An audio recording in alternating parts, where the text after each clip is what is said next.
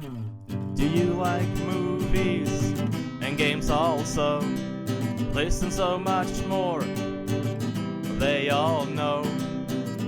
Vice, Lotus and Friends, welcome to Corrective Consciousness.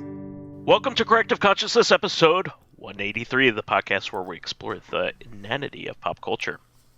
I am your host, vysethebold, and this is Lotus Prince. And we have a fantastic discussion about 2020 AGDQ this week, don't we, Lotus? What? Oh, yeah. We're going to have to fall back on our original plan. I Summer guess 2019 GDQ, let's do that. I guess we'll have to kick Lotus off, and I'll just do this myself. You'll just monologue about what you think was probably played in GDQ. What I think was probably played. Did they ever do Shadow Hearts? I don't know, but if they did, this is what it would probably be like. Shadow Hearts? I don't know. That's picked? just like a what game you were that's looking not at. mainstream that popped into my head. Man, I haven't even played Shadow Hearts. I heard that was great though. I hear the games were pretty fun actually, but I believe I'm missing the third one, from the New World. Yeah. I hear 1 and 2. Oh, like the second one's where it's at. Covenant? Yeah, I hear that's the one to play. Okay. But it's a direct continuation of the first one, so like.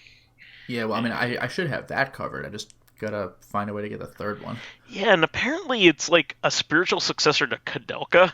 Or like it actually has like a character remember carryover. Kudelka? Yeah, for the yeah. PS1. Yeah, that game is not the best, but but interesting, that's for sure. But anyways, so what went on at this year's AGDQ, Lotus? Well, obviously I haven't seen all of it because it's 24 hours for 7 days, but you are slacking, my friend. I should have taken off of work and just been at the computer for 7 days, having people deliver food to me so I could continue to watch. But pretty much, I watched what I could, and I look forward to picking up the archive videos later, the VODs. I actually don't even know what that's called. Video something, I'm sure. The important thing is I'll watch it later. But anyway, there were some really interesting runs.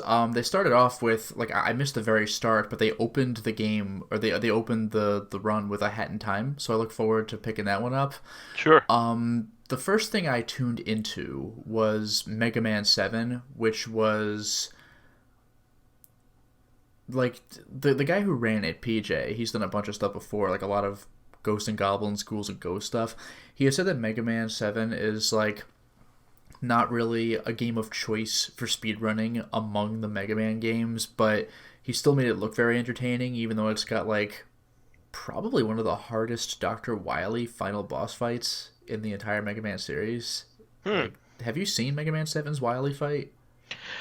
It's a pain in the ass. Yeah. In fact, I got to it back in the day, and I teleports in and out and shoots shit. That's where I stopped playing because, like, even to get to that point, it's very difficult. You, in order to damage him, you need to hit the cockpit with a water balloon, I think. And then when it opens, then it hit him, and then you have the hard phase. Yeah, and I remember getting to that point where I just didn't have any more weapon power, and therefore I couldn't even beat him because like you couldn't damage him with the regular gun. Annoying. It's so stupid. Yeah. Like, the game has a shop, but like even so.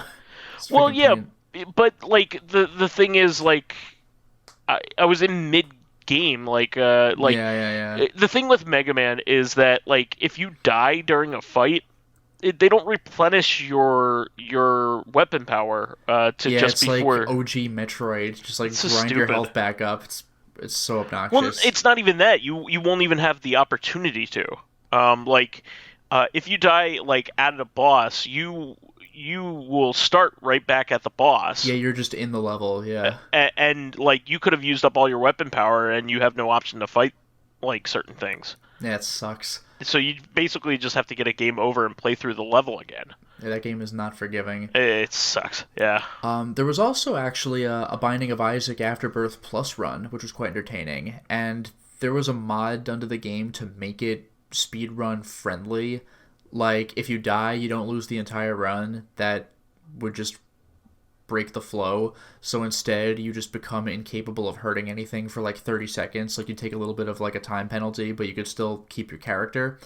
Also, the nature of this run was to take like seven main characters and beat the game with them all in a row, and changing up how they did it. So it was like, do the heaven path first, the hell path second, heaven path third, hell path fourth, and the guy was just killing it.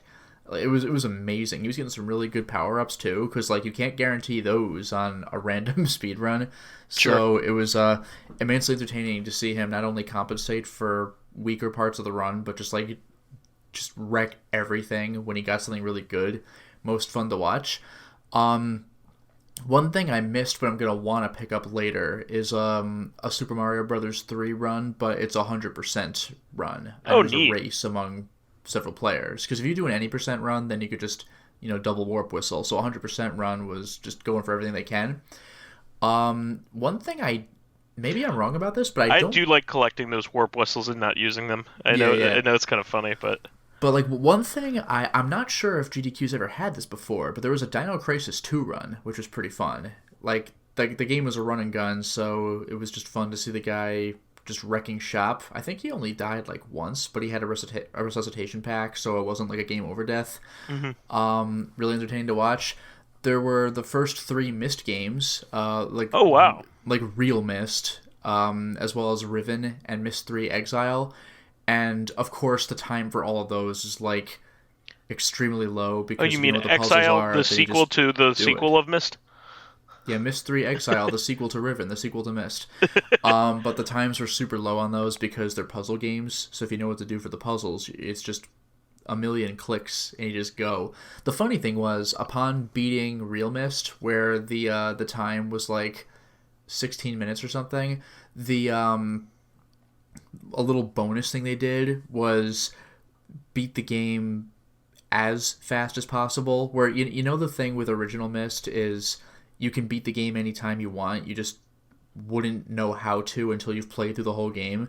Mm-hmm. But if you want to beat the game early, you can just once you've solved all the puzzles in all the levels, they'll tell you like, now the thing you have to do is go to the library and the main hub and pick this particular book and put in this particular combination, and that's how you beat the game.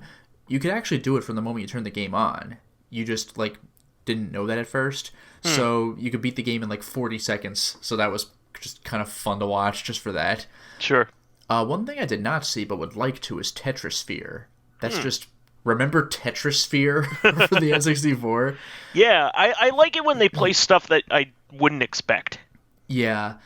DKC3, I really want to see that run, because that was run by Void, like V0OID. Mm-hmm. That guy's a great Donkey Kong Country runner, but this was 103%, and I'm not sure I've seen that at GDQ. I usually see any percent where you could just use the warp barrels. I don't even know if I've seen them do a 103% run. I've definitely seen 101 and 102% runs of DKC 1 and 2, but I'm not sure if I've seen that for 3, so I super want to go back and watch that one.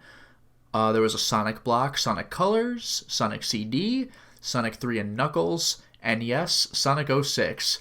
Sonic 06 was done in under an hour, but it was just Silver's story, which I don't think I've seen actually. I think the last time I saw him do this was Sonic's story, so I guess I'll see what Silver's is like, and I look forward to seeing them make fun of that game. There was Doom Sigil, so... Neat. That was cool to see. That game was brutal. It is a brutal game. I've kind of, softened up to it, but, I played... Like I've said on previous episodes, I played it out of order, so it was so hard. There was also a Medieval, which was entertaining because I did see this run. Was this the new version of the game, or was it the old version of the game? I don't know. Oh, okay. But what was really interesting about this is that they actually had on Skype or Discord or whatever, they actually had called in the 2 game devs and the sound and music the composer for a Medieval. So they were just kind of watching the run go, and some of them had seen speedruns before and some of them hadn't. So there were varying degrees of being impressed by their game being broken to shit. So that was pretty funny. Cool. Doom 2016 I missed, but I kind of want to go back and see it. Normally I don't really care for watching those kinds of speedruns, like new FPSs, because there's a lot of like glitching through walls and walking out of the map, and I'm not as interested in that kind of thing. Sure. But this was apparently a 100% run on Nightmare. Like, you have my attention. I'm very curious. GTA San Andreas, I missed that one, but I always like watching those. The thing was, though, this one is 4 hours because it's freaking GTA San Andreas. So, like, I'll have to get back to that. Eagle Island, a brand new game. That was actually, the world record of that one was hit, so I kind of want to go back and see that one. I wasn't around at the time. They actually did the Mummy Demastered, which is pretty cool. Oh, yeah. That game was actually pretty fun. I enjoyed it. It wasn't a perfect game, but it had some like good ideas. Like one thing that it kind of introduced back into like the Metroid style games is that, like, other than like the original like Metroid type games, there isn't a whole lot of like ammo in most Metroidvanias, and like, for good reason, I guess, but like they came up with a good way to deal with that.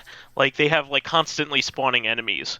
So it's easy to get back all your ammo. They also have ammo filling stations, so that was cool.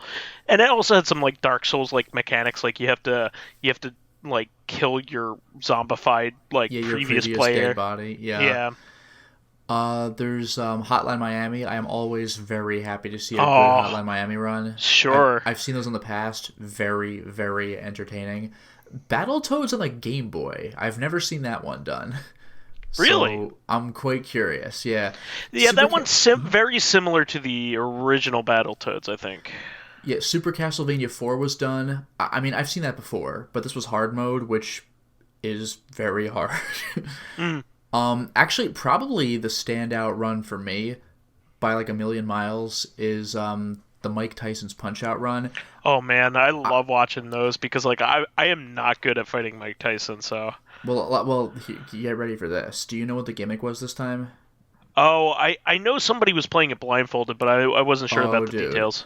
Let me tell you, because these guys find ways to play with Punch-Out in different ways every single time. I mean, like, the two runners, Sinister 1 and Zallard 1, they have previously raced each other on Punch-Out when they were each blindfolded. So that was interesting. That was a super hype competition. They're each playing the game on their own. Like, there's two TVs, and they're both blindfolded, and they made it through Tyson, both of them. But Zallard in particular has done Wii Punch-Out blindfolded. He's played Punch-Out and Super Punch-Out fucking simultaneously with a single controller that was hooked up to both systems. This run, though, still might take the cake. So, both runners... Do you know what 2 players, 1 controller is? No. This has been done with various games before. This is when they each hold the same controller. One player manipulates the D-pad, the other does the face buttons. So they did Mike Tyson's Punch-Out, 2 players, 1 controller, and they were both blindfolded. Wow. Like, how the fuck do you coordinate that? Like, these guys are not only that, by the way, what made things even crazier is they were saying like their estimate for beating the game was 45 minutes, which, you know, when you compare it to regular Punch-Out runs, that's longer than I'm used to, but like, fucking 2 players, 1 controller blindfolded. Like, what do you want? Because they're expecting to like die a bunch of times because they said in the practice room they were, you know, things were getting out of sync and they were getting knocked out. Not only did they never lose, they never got knocked down, and they only got punched 3 times in the entire run, one of them by Tyson. Like, wow. This shit was like their estimate was 45 minutes. They beat the game in 23 minutes and 39 seconds, which they said beat their personal best by like 15 minutes. Wow. This shit was legendary. People were flipping out when they watched this. It was the most exciting thing. Huh. You must watch that. Another run that is hype, but I couldn't possibly sit through all of it at the same, like especially live, because it started at like 2:45 in the morning. Was Final. I've never seen this done before at GDQ. Final Fantasy VIII. And like I've seen people do stuff like this before with like Final Fantasy IX. You're not running the game for fucking 9 hours, so it was a relay. Like one guy would play up to X portion of the game and then pass the controller off to the next guy because give me a break. Sure. So give me a break. No, it's fine. Keep going. You know what I'm talking about. What is it that you want a break of? That Kit Kat bar. Which one? That one. Okay. But anyway, so Final Fantasy VIII was done in like 9 hours and 10 minutes. About 10 minutes overestimate, but still 9 hours for FF8 of all games. That's very, very fast. Shadow Dancer, I haven't seen that one done on GDQ. Shinobi 3, I'm always hyped to see Shinobi 3. That game is brilliant. Ghouls and Ghosts, always hyped to see Ghouls and Ghosts. Oh, sure. Garfield's caught in the act. That was a surprise. Oh yeah, that's actually a pretty decent Genesis game. Have you seen the final boss of that game? Was it a gigantic like lasagna? No, it's nothing from any of the Garfield comics. It's just a gigantic Monday. Yeah, right. No, but no, it was like a unique thing. But like its graphics were weird. Like the presentation was like that faux 3D Vector Man look when none of the rest of the game looks like that. It was jarring. It's clearly like made by people that like just wanted to make something odd. That was the thing. Like the whole game looks like a Garfield game, except for not even the level, just the boss itself. Like what? Like that was strange. Okay. Contra Hardcore, that was cool to watch. And the thing with watching a Contra Hardcore run is that like a lot of fun. You don't know which path they're gonna take. Yeah, I was gonna say that. That was pretty cool too. Yeah. And just for fun, after they did their ending, they also did the like the stupid secret ending, which was pretty the great. one where you marry a chimp. You become king or queen of the monkeys. Yeah. What was also interesting is they were playing the Japanese version. I didn't realize this, but in the Japanese it's quite version, a big difference. Yeah, you could take 3 hits. Oh yeah, yeah. There's like a life bar, and I think it has infinite continues too. Yeah. So like the US version, they took that away, so like the game is much harder. Yes. So like, the big thing is like you can get hit, and since you have a life bar, like you don't lose your weapon. Yeah. In the Japanese version, but if you're playing the American version, like you die and then you lose your weapon, and then it's like rough. So you have 3 times the hits, and you also have that leniency of not losing your weapon. Yes. Yes. It's insane. It's much better. Yeah. Stuff I have not seen but would like to is Teenage Mutant Ninja Turtles Arcade. I cannot believe this happened, but Mushihime-sama Futari, this was one of the biggest ones for the entire event. So this and on Ultra, like fuck that. That's when the entire screen is purple with enemy bullets. You can't see shit. Apparently, only 2 people can beat like 1cc that mode in the entire world. I remember back in college seeing like a YouTube video of a Japanese player playing it, and even then on the final boss he died a couple times. It's like, you've got to be kidding me. Yeah, and 1cc means 1 credit clearing, which is like the ultimate it's the ultimate like achievement in an arcade game. So like beating a game on one quarter or 1 credit feed. Yeah. But speaking of which, Teenage Mutant Ninja Turtles Arcade was 1cc. Oh, wow. Metal Gear Solid 3 Snake Eater on European Extreme difficulty. That was really entertaining to watch. Ocarina of Time, I didn't bother with it because I didn't know what was going on, but apparently it was a 100%. So now I'm interested because it's under 3 hours. Wow. The Awful Block, I like pretty much missed the Awful Block. I cannot wait for it to be uploaded because they just have goofy shit. There's like Animorphs on the Game Boy Color. I was going to ask you what was on there. Animorphs is a GBA game? GBC. A GBC game, wow. Yeah. I think last year I saw the Animorphs PS1 game, which was hilariously bad. Super Highlight.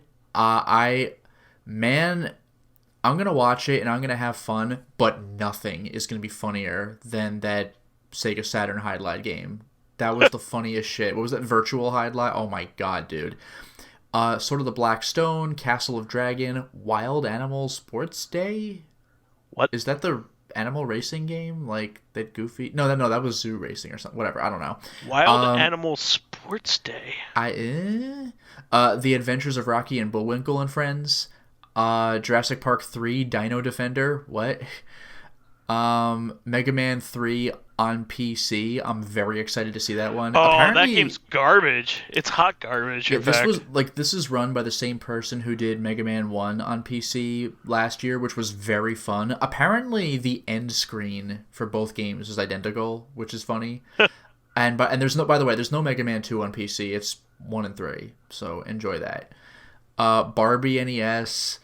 Dr. Hauser. This made me sad because I genuinely want to play this game, but Nightcry was in. Well, I don't know because Nightcry either concludes the awful block or starts the horror block. Which one's Nightcry? Because it's Nightcry, Fatal Frame, Resident Evil 4. I hope it's not concluding the awful block because like I want to play Nightcry.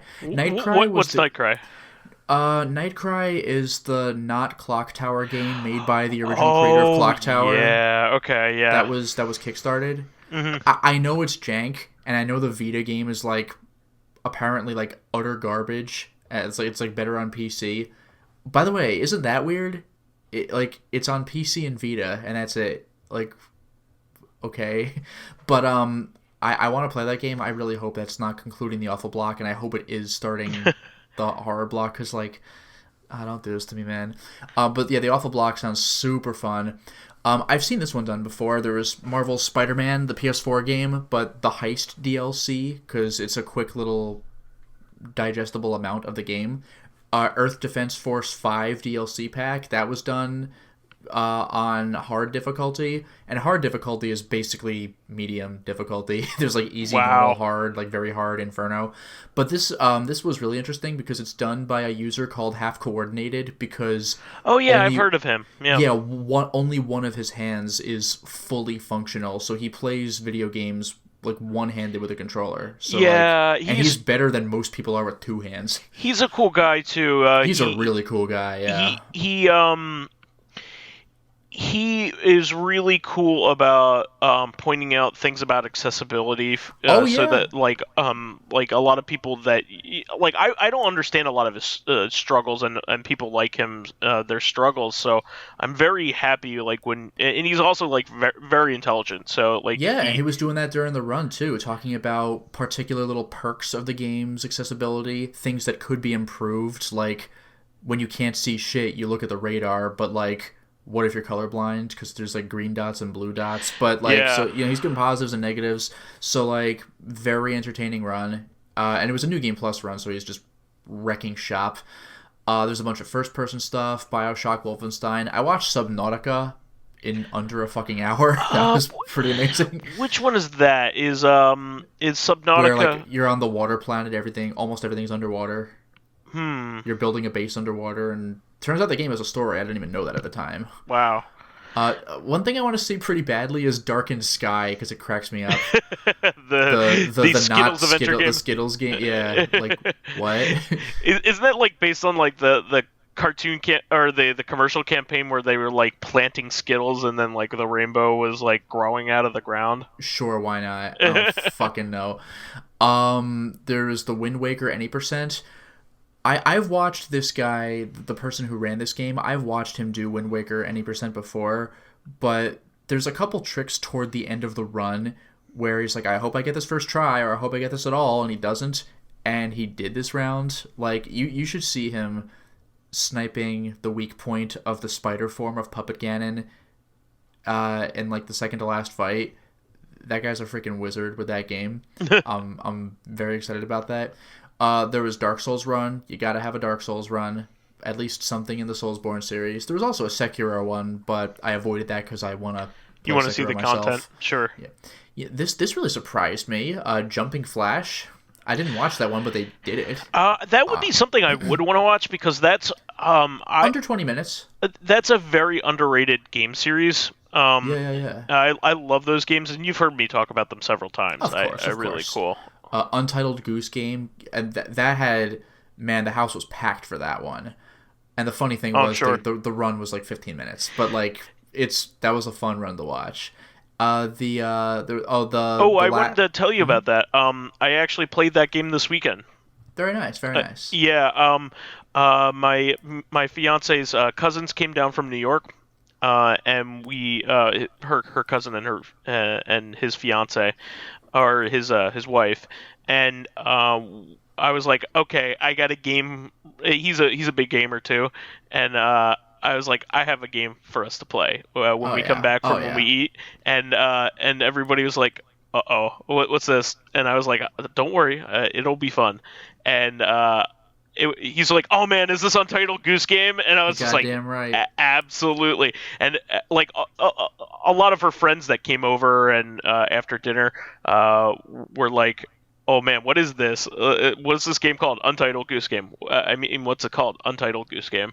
And he started playing it, and everybody was getting involved. They were like, oh man, go over there and do this. It was just so much fun. It was hilarious. You're just kind of an asshole, and that's the game. Oh, it's great. You're not kind of an asshole. Well, you are breaking stuff sometimes. The second area, you are straight up like torturing a small child. Like he. Oh yeah, didn't he get like punched by somebody or whatever? No, he. One of the. Like you honk at him and he runs into a wall or something. It's like a black eye or whatever. So there are a few things you can do to him. One of them is chase him into a telephone booth where he locks himself in there. Right. Another, the worst thing you can. There are a lot of mean things you can do to him. You can untie his shoelaces. To the point where, and then honk at him so he runs and then falls over. And that's the thing I think I was thinking of. Yeah. His glasses fall off. You could steal his glasses. What an asshole. And then you can replace his glasses with glasses that aren't his, which is even meaner. So he's wearing like not off prescription glasses now. Yeah. And then you can steal his toy airplane and make him have to buy it from the store merchant because the store merchant thinks that it's one of his wares. Ugh. Or one of her wares. So like you could straight up take his toy and make him have to pay for his own toy. Ugh. That's brutal. It's really mean. No, I think one of my favorite things is finding out how to get a ribbon around your neck. Do you know what I'm talking about? Yeah, I don't know. I didn't get that far into it. I didn't get to that point. Because there's this one statue of a goose that I think has the ribbon around its neck. So you like rip the ribbon off and you like grab the statue and throw it somewhere, and then you like show the ribbon to the person whose job is to maintain that thing. Like you just leave it near her or something, and then you run to where the statue was and just stand still and pose, and she just puts it around your neck, and you're like, yes. You just like walk away. Nice. It's that pretty great. Game is so much fun. I love it. Yeah. So anyway, Games Done Quick concluded with Link's Awakening 2019, and then Super Metroid Impossible, which is a mod of Super Metroid, which makes everything way harder, and you have to be like a god tier Super Metroid player to even know what to do in some rooms. Like there's one room where you have to like started bomb with Metroid, right? Like Metroid's like extremely important to this, right? Well, I mean, the whole thing was even in the original Metroid, like your unlocks were based on like time completed and stuff like that, or was it percentage? But in any case, like there's a room where you have you know how that little thing you could figure out where if you set off a bomb, it pops you into the air. You could set a bomb in the air and then one on the ground, and then you could like pop up twice, you know, you can kind of go higher in the air. There's a room where you have to keep comboing like all the way up the room, so you're just lighting bomb or setting bombs like while you're in the air, just until you're high enough because you can't wall jump because there are spikes in the walls. It's freaking insane. Sure. And just everything's way harder, and you don't get the Varia suit like when you should, so you have to fight Ridley without it. Like, it's insanely hard. So that's a powerful way to conclude the run, because a lot of times GDQ is concluded with Super Metroid, but this is like Super Metroid. Wow. So yeah, good times all around. I cannot wait until they upload the Awful Block, especially. But there's lots of stuff that I missed that I want to see, so I'm super excited about it. Sure. Wow. Good times are had by all. Well, I'm excited to hear about the highlights once you get a chance to watch the awful games. Yeah, like those were my highlights, but the highlights, there's still more to see. Yeah, I definitely want to hear what you have to say, because like if it's something particularly bad, like played really well, I really want to say that. Well, a lot of the thing with the Awful Block is either the game's just funny to look at because come on, what is this? Yeah. Or the game's just not that great, but the commentary is really entertaining. So I like Mega Man PC is not really fun to watch, but Listar's commentary was fucking on point last year. So like I can't wait to see her Mega Man 3 PC run. I look forward to more of the same shit with like fantastic commentary, because Listar plays a lot of crap games with really good commentary. I mean, also some good games like Rystar and stuff like that, but like just this Mega Man PC stuff. This is debatably on the crappy spectrum, but like Return to Zork, it's like with again really entertaining commentary. So like just see what you get. It's great. Well, that's awesome. Well, I look forward to hearing more about it as time goes on. So I think we should move on to our fan stuff. Sure. If you don't have any more on. Yeah, we had 2 people leave comments, but Living Corpse left a ton of comments. So regarding the SD to SNES having to change its name to whatever FX or something, Living Corpse said if I was reviewing the product, I would call it an SD card repeatedly just to piss them off. Seriously, taking legal action over something so trivial shouldn't be legal. The laws have gotten out of hand. They only follow the letter, not the spirit. As for my mention of Resident Evil 0 hard mode, he says, Resident Evil 0 hard mode gives me war flashbacks. Invisible enemy mode on RE1 Remake was much easier. Yeah? I ran out of ammo for the Leech Queen, so I had to keep moving toward it and running away to aggro it. Oh, God. Yeah. I didn't run out of ammo, but man, I came close. It was rough. Also, that's Spider-Man... why I won't play that on hard. I really just won't. I didn't think it'd be that hard. I played other Resident Evil games on hard. They weren't that hard. Jesus. Like, Resident Evil 4, or 0 is crazy hard. So it also says, Spider-Man PS4 is the best Batman Arkham game. Hope we get Spider-Gwen for the sequel. As for Ghost in the Shell, I was 6 when Ghost in the Shell was in theaters. My parents probably wouldn't let me see it because of, like, cartoon boobies. As for the well actually thing, I meant I'd tell someone about a cool trick they could do with a weapon and say, regarding YouTube commentary. As for well actually, I meant I'd tell someone about a cool trick they could do with a weapon in, like, Castlevania, and they'd tell me not to tell them how to play the game. But the next video mentions another guy in the comments who told them a trick they could do with a different weapon. Good grief. Yeah, it's a pain in the ass. Civi11 played Heretic, but FPS are sort of his thing. He's pretty funny. So hooray! 3 people on planet Earth, I guess +4 counting Living Corpse. Yeah, Heretic is just so underplayed compared to Hexen. Like, Hexen's like it seems to be the one that people play if they play it at all. Yeah. I think, you know what I think it is? And I think this will probably hold true. Heretic was never ported to anything.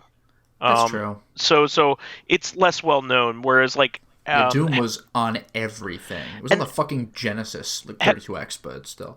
Hexen was on the PS1 and it was on the N64. So that's right. Yeah, 64. Yeah, I think that was a big part of that. All right, so more for Living Corpse. People think Kong Skull Island is a bad King Kong movie? I had no clue. I know I had to give minor spoilers so someone wouldn't pass it up because they thought it was going to be yet another remake of the original story. Yeah, that's clearly not even close. King Kong is a copyright nightmare, and it's kind of sad when someone does get the right to him. Half of his films are just remakes of the same 1933 story. It's held the character back from having more outlandish adventures like Godzilla and Gamera. Yeah. Yeah, they have had some wild adventures. Kong in space was planned at one point. Stupid? Sure, but it's better than making him fall off the Empire State Building again. Wait, I thought... what, like, what's the significance of a giant, like a giant monkey in, giant gorilla in space? Like, everything's giant in space. Like, I hope it's like Killer is Dead, where, like, the only thing he's wearing is, like, a fishbowl space helmet, and it's fine. Now he can breathe. He's got the fishbowl helmet. But I'm just trying to think, because, like Godzilla is supposedly a lot bigger than King Kong ever was, because King Kong is, like, a giant gorilla, but he's also climbing up the Empire State Building. King Kong clearly changes size dramatically in that all movie. The time. Yeah, but, like, Godzilla, like, can trample on gigantic buildings. So, like... Doesn't matter. Don't fuck it. I thought Kong Skull Island did a good job of capturing the original's respect nature theme while also doing its own thing. Yeah, Plus, some people like that one. the MonsterVerse remake of Godzilla vs. Kong. Yeah, some people like that one. A lot of people like that one. It's a great movie. It's just, like, weird for a King Kong movie. Yeah, and it also has like apparently John C. Reilly says that, like, that's Steve Brule playing that character. Like, he straight up says it's not me playing that character, it's Steve Brule playing that character. Living Corpse also adds, I forgot to add this during the last question, but an obscure game I've played is Gamera Gyaos Destruction Strategy, Gyaos. Gamera has some pretty decent games, actually. Yeah, he said it's a sort of RTS where you are the military and you're trying to get the monsters in traps. As far as all my search results show, only maybe about 3 other people played it besides me, and none got further than level 2, including a Japanese player. The game is all in Japanese. As far as I know, I'm the only guy to upload a full playthrough, and even video review online. Can't blame people, though. Even for a hardcore kaiju fan, it can be a chore to play. Yeah, a lot of the I know a lot of people were disappointed in some of the, like, the Godzilla games for being a strategy game like that, because, like, you kind of want to be Godzilla. Well, that's the thing. Like, it was a genuinely clever concept with what they did with it, but, like, I want to punch monsters as Godzilla. Like, you'd have to wait till, like, the PS2 and GameCube for that. Yeah. And then last comment by Living Corpse. I feel that the 1994 US Godzilla script was the biggest ball drop in kaiju cinema history. Yeah, terrible Godzilla movie. Pretty fun, stupid B-monster movie, though. A dinosaur that shoots death rays? That's the most 90s thing ever. Godzilla was decades ahead of its time. The 90s was a perfect time, partly because moviegoers weren't jaded yet. We didn't get big blockbusters every year, multiple times a year. It would have Stan Winston working on it, be a nice mix of both practical and digital effects like Terminator 2, had guys in suits and CGI that probably would still hold up today. Godzilla would have been mostly his classic self and fight another new monster. Since it was pre-9/11, they probably wouldn't have held back in city and army destruction. The script was written by Ted Elliott, Terry Rossio, and Don McPherson, and directed by Jan de Bont. Then it got handed to Dean Devlin and Roland Emmerich, who said the script was good, but threw it, literally, in the trash. Talk about egomaniacs. Yeah, Roland Emmerich, Independence Day is great, but then he realized that every movie he makes is Independence Day. He did Day After Tomorrow, didn't he? I think so. Yeah. So what makes it worse is that they had made a movie where a mothership shoots a blue death ray that destroys cities. Just replace that with Godzilla. Instead, they went out of their way to remove everything that made Godzilla Godzilla.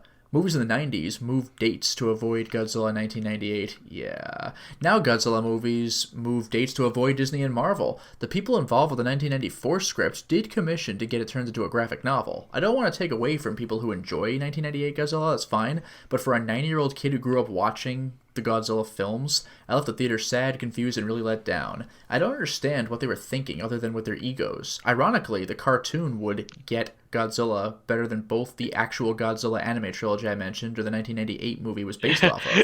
Yeah, I was just gonna say, oddly enough, the Fox Kids show was legit. The Fox Kids show was like the silver lining. Yeah, so I guess on a bright side, we finally have some American Godzilla movies that get Godzilla. And then last comment by Dracologist. Ah, yes, IDDQD and Heretic. Again, Vice, just do that. Boot up the game and do it. It takes 30 seconds. Just do it. Just do it. All do right. it like the moment we're done with this podcast. No. I do have Masters of Chaos for Heretic, which is more levels with awesome design and more guns. Because, yeah, Heretic's medieval, so, like, everything's projectile, but you wouldn't call it a gun. This I did not know. DQD is Delta Q Delta Club, or something school-related, if I recall. Oh, so that explains why that Overclock Remix project was called Delta Q Delta. I didn't know that. IDSPISPOPD, this is something I had read before but completely forgot. So ID, of course, is id Software, and then SPISPOPD, smashing pumpkins into small piles of putrid debris. I don't know what the fuck the significance of that is, but yeah, that's it. Maybe they were Smashing Pumpkins fans. Maybe. You can't save just one game, though. It's a poor choice of deed. You need a saturation, because one game will not cover everything. That's in response to Dragon Ace's question. If you could only save one game, it's like, you can't do just one. Yeah, I know. All right, so the question for this week is from Living Corpse. What future tech are you excited for? For years, superconductors could only be done at ultra-low temperatures, which isn't really all that practical, but found out recently they were able to make a superconductor out of graphene at room temperature. Combine this with quantum computers, and I say computers and game systems, and science at large, has a bright future. The other thing I'm excited for are supersonic submarines. So, super sub, so would that just be marines? Super liminal. Yeah, it's called cars. So they might be just around the corner, and interstellar spaceflight in a few more years or decades. Exploring the depths of both the ocean and space are becoming much easier. Now, if we could only find a way to build something that can dig at supersonic speeds, so we could explore much deeper the depths of the ground, we barely scratch the surface of what's under our feet. Imagine prehistoric ecosystems that have survived cut off from the world, miles and miles under our feet. The old ones, the elder gods. I don't want this shit. No, thank you. Like Cthulhu, Dagon especially. I would have to say, like with Star Trek Next Gen, like the food replicators. I mean, if that just the idea of arranging atoms into that thing you want. Exactly. I think that is like if that were a reality, that would solve a lot of human problems. Like it just would, because then we would be able to feed the hungry, and we wouldn't have a lot of issues. You could also fine tune the food to work with people's like dietary restrictions. That's true too. Yeah, if they even had them at that point, because might have genetic fixes for things like that, the genetic therapies. But, still really cool stuff. Speaking of which, yeah, we've already genetically modified foods to the point where, like, they're in some cases unrecognizable from the previous selves. Like, sure. Orange is by no means the primary color of carrot. They're, like, purple and white, Or actually, this is something I really thought was interesting. The inside of watermelons. I think it was in college or something. I saw some old, like, hundreds of years old painting. It wasn't of a watermelon, but like it was of people, but there was a watermelon in the picture, yeah. And the arrangement of seeds was it looked more like a cantaloupe very different. Does. Yeah. It's like, whoa, that this is how you look at the past, by like a painting. Like, it's crazy. I have you ever seen like bananas before they were cultivated? I don't think so. human like bred by humans to make them more edible. They used to have like big seeds in them. Oh wow. Yeah. They it's almost entirely flesh now. Yeah. But if not all flesh. And that's actually why like banana plants are basically all clones of each other. And they're actually a pretty fragile species, because they're very prone to being all wiped out by a fungus or some other disease. That's true. Yeah, like homogeneity is great for consistency, but if something affects one of them, it affects all of them. Yeah. So in other words, they're all like clones of themselves. So there's no genetic diversity, and that's really bad. But we cultivated them that way in order to eat them, which we've done with pretty much everything. But like even before there was like genetic like stuff to do on a genetic level, things were bred all the time to make them better for human use. So corn was that way too. Like the native tribes. in America, worked those until they were a lot more palatable.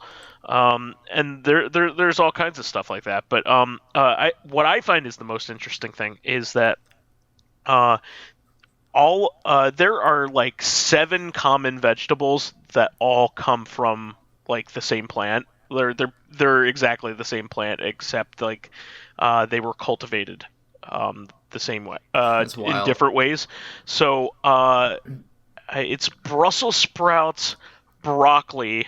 I figured broccoli was going to be one of them. I did not know Brussels sprouts. It's Brussels sprouts, broccoli, cabbage, cauliflower, kale. I don't know about kale, but it's like it's a couple other things. I think it's like 5 different things. Sure. Came from mustard. Like the mustard the mustard plant. seed, yeah. Yeah, the mustard seed plant. So, and also mustard seed, obviously, but yeah, they all came from mustard plant. That's so bizarre. Yeah, and so they're all like genetically the same. Like it's like that realization that pickles and cucumbers are like the same thing. It's like, oh. Yeah, but that's like that's like a recipe. Like you make something you make like toast. You're making bread into toast. That's a pickle. Like this is even more bizarre because you wouldn't think that I could see you thinking that like cauliflower and broccoli were related. That's very reasonable. Yeah, it's not much of a stretch. Yeah, but cabbage too. Like like really. But yeah, like they're all like very common foodstuffs. Mm-hmm. So I just think it like these are things that a lot of people eat. It's just kind of funny. But how about your future tech? I don't even know. Like just like I mean like I was like the food replicator idea, just like being able to produce matter like sort of like 3D printer style would be interesting. I was kind of considering the idea of like a teleporter, but that idea still just makes me uncomfortable because you basically break down and build up somewhere else. And then there's the whole like Theseus's ship existential question of what happens when you that's what I'm really wondering. So like does your consciousness transfer, or like are you killed and then an identical clone of you is made? Like what goes on there? Like yeah, not to mention what if there's a glitch and the previous you isn't killed but the new one is still made? And it's like, Well, there was a story about that. Like wasn't the like a Twilight Zone about that, or an Outer? You have to balance the equation. Did you ever hear about that? No. So yeah, there is this. It's either the Outer Limits or Twilight Zone, or one of those anthology shows, where they have like sci-fi twists. Yeah, here's our story of the day. Yeah, exactly. Like there was somebody who took the teleporter, a teleporter, and like these aliens are coming after him, trying to kill him, saying we must balance the equation, and like he doesn't know what's going on, like but. He's just like, what are you even talking about? I need to get away from you. And like they're like, we must balance the equation. So they're trying to like kill him. And then he finds out that like it did exactly what you said. It cloned him and kept like the original, the original was kept still alive. So they were after him to like kill the original. That's terrifying. Because like they're like, you can't exist in this universe. Like it's our job at like we took this burden of killing the extra ones if there was ever a problem. That's like the plot of the movie The One, except they weren't making clones. It's just like there are like, what was it, like 7 alternate realities. Yeah. And there's like a you in each one, but if they ever cross paths for some reason, it's like we can't allow that to happen.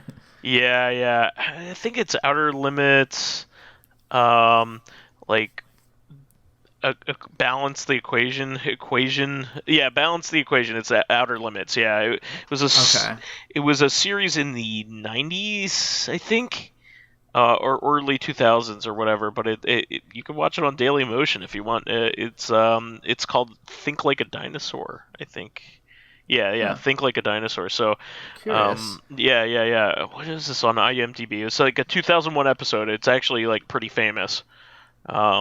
Aired in June 15th, 2001, and it is exactly what you brought up, and it's one of the more notable episodes of that show, and it was like towards the end of its run. It's considered like one of the best like sci-fi episodes of anything ever. Like it's supposed to be really good. But yeah, I wanted to going back to broccoli. Broccoflower, broccoli sprouts, broccolini, Brussels sprouts, cabbage, cauliflower, collard greens, cayenne. I don't even know what that is. Kale, Colette, Kale is in there. kohlrabi, red cabbage, Romanesco broccoli, Savoy cabbage, and spring greens, all from the same plant. That's wild. It's just cultivated in a different way in order to get it to have, different prominences. Huh. Pretty crazy, huh? That is pretty out there. Yeah. So yeah, really, really cool stuff. But anyway, I think we answered those pretty good. But most new technology just terrifies me at this point because I just feel like it will be exploited, and it definitely will be. Yeah. Like quantum computers, I'm terrified of, because like I don't think governments will use them well. Like I think that's like the nuke all over again. Like, and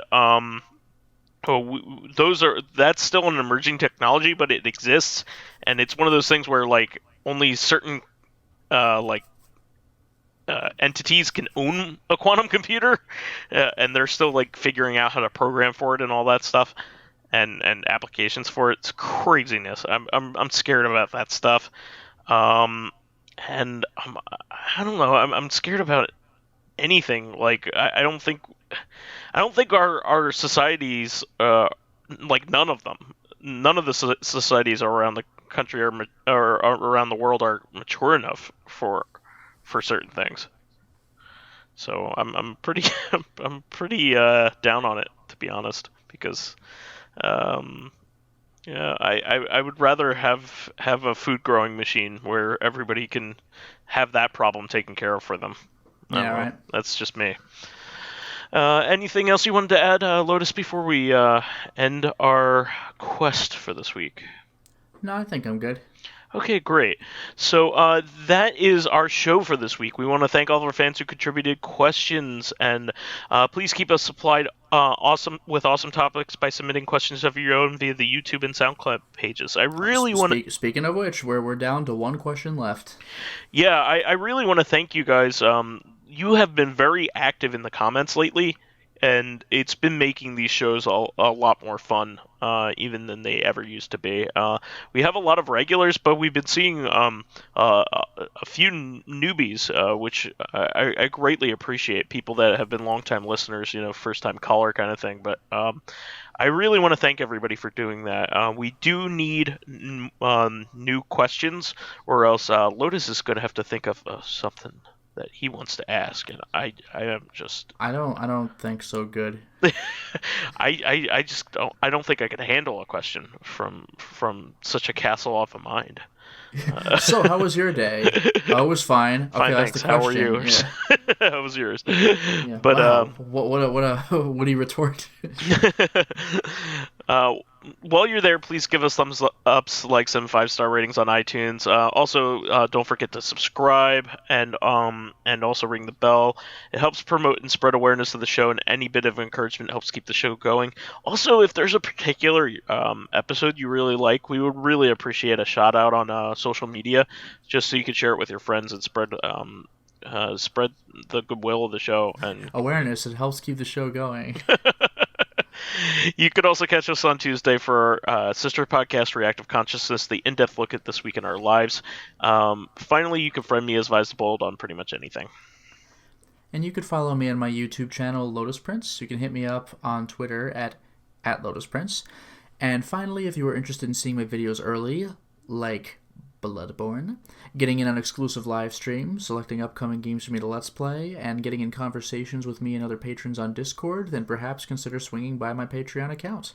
which can be found at patreon.com/Lotus Prince.